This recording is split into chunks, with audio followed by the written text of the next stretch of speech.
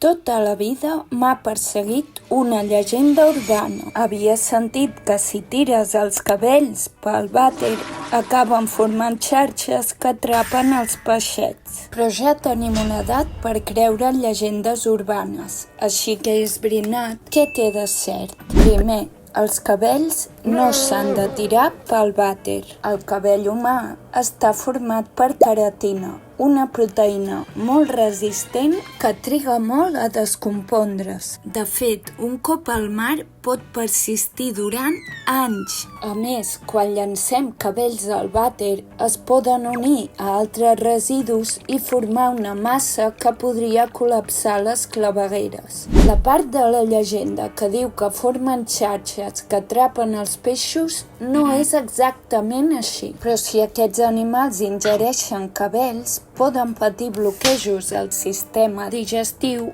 o una menor absorció de nutrients. Així que, si t'has de quedar amb un missatge d'aquest vídeo, no tiris res pel vàter que no sigui estrictament el que toca. I si et preguntes si una cosa la pots tirar, la resposta segurament és no. Recorda, el vàter és l'inici del mar.